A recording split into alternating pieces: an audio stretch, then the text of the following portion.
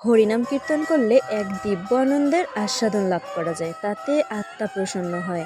আর এই দিব্য আনন্দ লাভ করার জন্য কোনো কিছুর প্রয়োজন হয় না, শুধু প্রয়োজন হয় বিশ্বাসের সঙ্গে হরিনাম কীর্তন করার।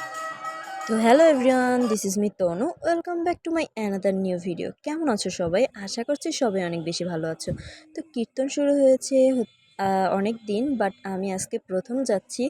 আর দেখো হচ্ছে বের হতে না হতেই বৃষ্টি শুরু হয়ে গিয়েছিল, তাই আমরা বাসায় ঢুকে দেন আবার বৃষ্টি থামার পর আমি আর বাবা মিলে বের হয়ে পড়েছি। আর দেন এই তো চলে এসেছি প্রায়।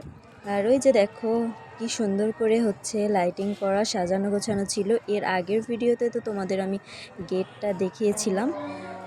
তো যাই হোক, এই তো ভিতরে ঢুকলাম। আর ঢুকিয়ে প্রথমেই গোপালকে দর্শন করে নিলাম। গোপালকে আজকে ভীষণ সুন্দর লাগছিল দেখতে।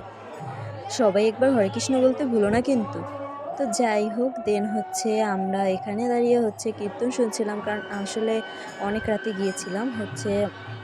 তখন বাজে রাত 11টা। তো ভাবলাম যে অল্প কিছুক্ষণ শুনে বাসায় চলে আসব। তারপর এদিকে দেখছিলাম যে প্রচণ্ড পরিমাণ ভিড় ছিল, এখানে বসার মতো স্কোপ একদমই ছিল না, অনেক পরিমাণ ভিড় ছিল, তা তো তোমরা দেখতেই পাচ্ছ।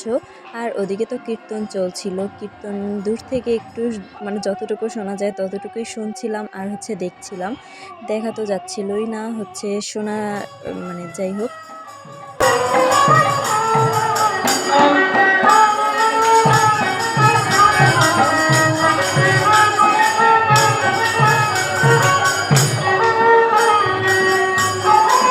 কিন্তু দারুণ বাঁশি বাজাচ্ছিল। আচ্ছা, তোমরা গেস করে বলো কিন্তু যে এইটা কোন গানের বাঁশির সুর হচ্ছিল।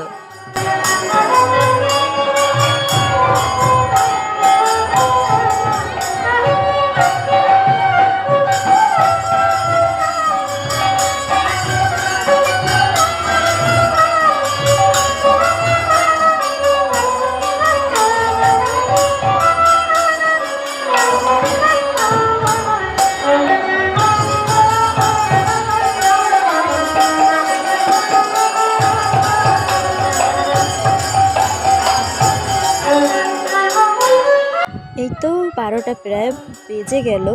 আর 28শে মে পড়ে গেল, যেদিন আমার বার্থডে। আর এই মুহূর্তটায় আমি ভগবানের সাথে কাটাতে পেরে সত্যি মানে অনেক বেশি খুশি। আর তাই এই স্মৃতিটুকু ধরে রাখার চেষ্টা। যাই হোক, নেক্সট দল চলে এসেছে।